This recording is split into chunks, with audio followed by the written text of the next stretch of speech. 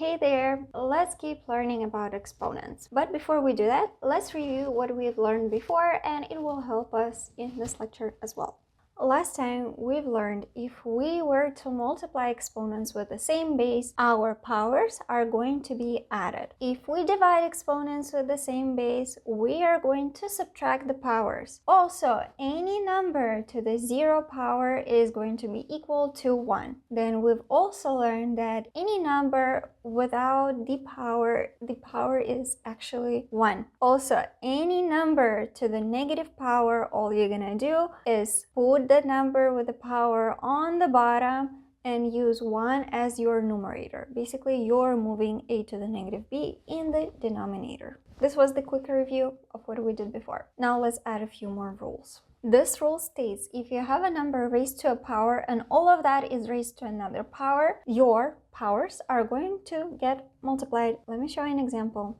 If you have 3 to the power of 2, all of that to the power of 4, you are going to multiply your exponents and you're going to get 3 to the power of 2 times 4 equals 8. So final answer is 3 to the 8th power. That is pretty straightforward. This is just another rule added to this. Now, next property or rule, I think it's a property, is that any number to an even power is going to stay positive. Whether or not a is positive or negative, when it's raised to an even power, is going to stay positive. This 2n stands for even. This is like, say, scientific mathematical notation for even. Let me show you an example. Negative 2 to the second power is the same as 2 to the second power, because when you multiply two negatives, you're going to get a positive. If you multiply three negatives, you're going to have negative, and negative gives you positive, and then positive times negative is going to be negative. How about 4? You have negative, negative, negative, negative, negative and negative is positive.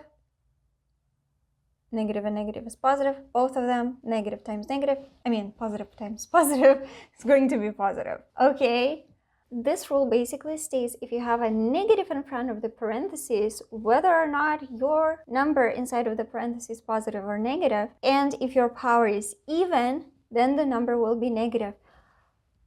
Stop right there. I said too many words. Let me show you an example what I mean. Here I have minus negative 3 to the second power. The rules of math tell you that first you need to take care of your parentheses and then move on to whatever is outside of your parentheses. Okay, so let's do negative 3 to the second power. Again, the power is even, therefore this will turn into 9. But then you have this negative in front of it, therefore it's going to be negative. Does this make sense? Because this negative in front of the parentheses basically means whatever you have in the parentheses, multiply that by a negative 1. If this number was odd, then this negative would turn this into a positive, but let's not go there. Just do not mess this two up, because you have this extra negative in front of the parentheses, it makes it negative. Now let's do some examples. Here I have 5 to the negative 7th power multiplied by 5 to the 5th power, all to the power of 2. I like to take care of my parentheses first, so let's do it. It's not that I like it, that's the only logical option. Anyways, what is going to happen with the powers in the parentheses? So here I have 5 and 2. Let's look at our rules. Where is it? Oh, it is here. I just multiply them. 5 times 2 is going to be 10. What is going to happen now? We are multiplying exponents with the same base. Same base? Yes, great. What is happening with our powers? When we multiply, we add them. So it's going to be 10 minus 7. Sure, you can add 10 to the negative 7 and it's going to be the same answer, but you can do 10 minus 7.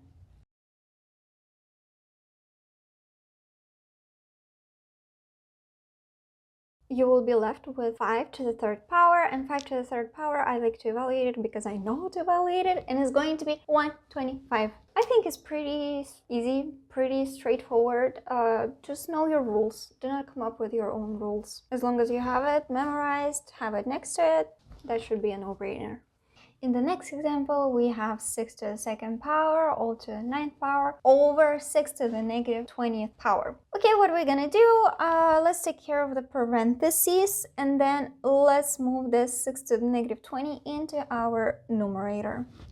6 to the power of 2 times 9 will be equal to 18, so 6 to the power of 18 multiplied by 6 to the power of 20, because we moved this 6 to the negative 20 into our numerator. Again, when we have this negative in the power, we can move it around to remove this negative. So we have 6 to the 18th multiplied by 6 to the 20th. What is going to happen? We are going to add our exponents. And my final answer is 6 to the 38th power. In this example, I have 1 over 5 to the negative 8th power multiplied by 1 over 5 to the 6th power. There are several ways you can approach this problem. I personally like to remove the negative power, so I'm going to move this 5 to the negative 8th to my numerator and then remove the negative.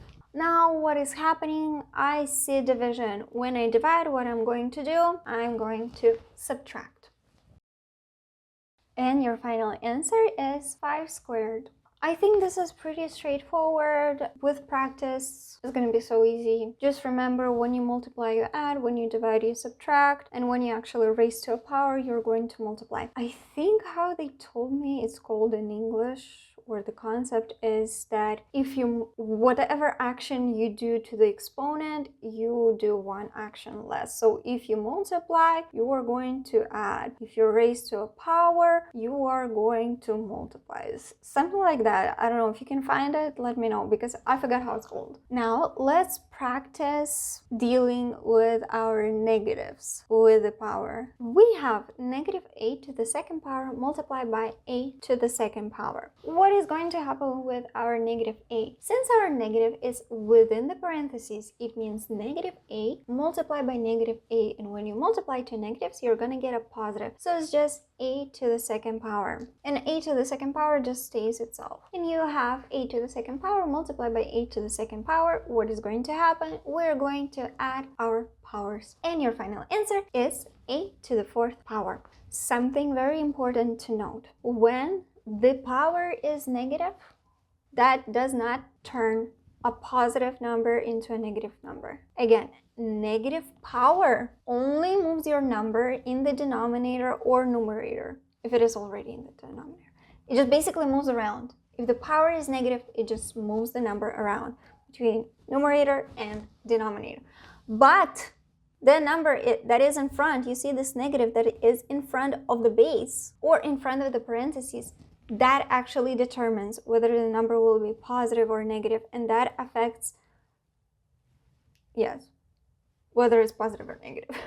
Let me show you the variations so we can feel the difference.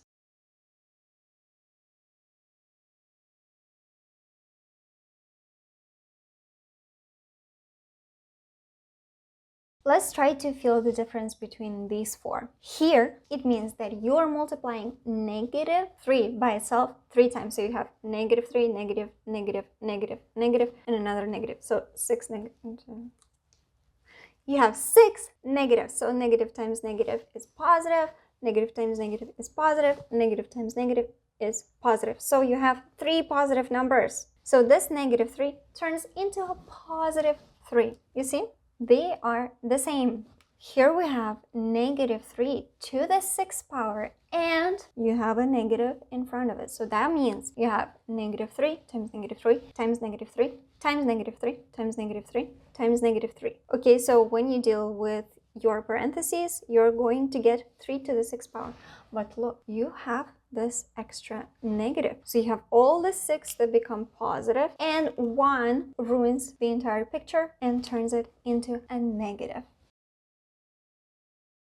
Then we have negative 3 to the power of negative 6. Look, let's remove this negative power. When we deal with negative power, we're going to move it into the denominator.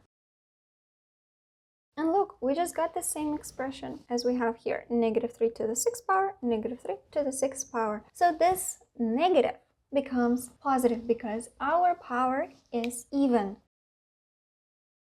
But what is going to happen here? Because we have this extra negative, this expression turns into a negative expression.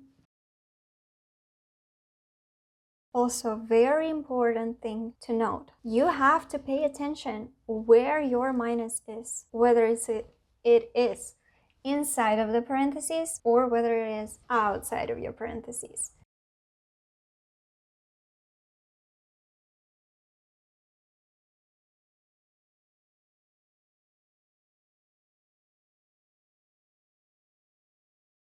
They're not the same. Pay attention. They are not the same. Where your negative is really matters. Let's try to do some examples.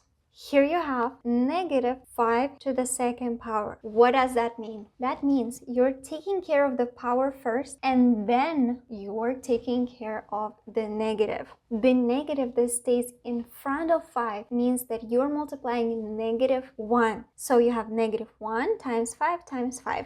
And your final answer is negative 25. What if you have negative 5 to the second power, but negative 5 is in the parentheses? That means that you're multiplying negative 5 by negative 5. And when you multiply two negatives, you are getting a positive. You feel the difference? Here, negative is in front of the 5. It basically stays by itself. It means that you're multiplying by negative 1. But here, negative is with the 5. So it makes negative 5 multiplied by itself twice. But what if we have negative 2 to the power of 3? That means you're multiplying negative 2, multiplied by negative 2, multiplied by negative 2. So this will become positive. And this one will make it negative.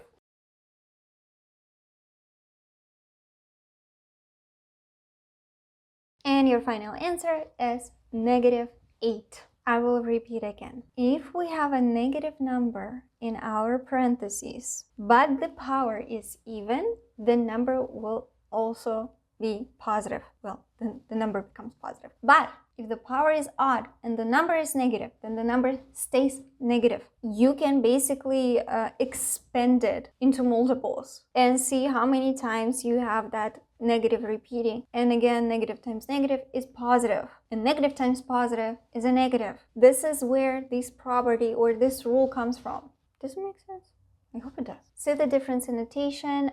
Check out the description. I will link some practice problems. Do them, try them, and I hope to see you in the next lecture. Bye bye.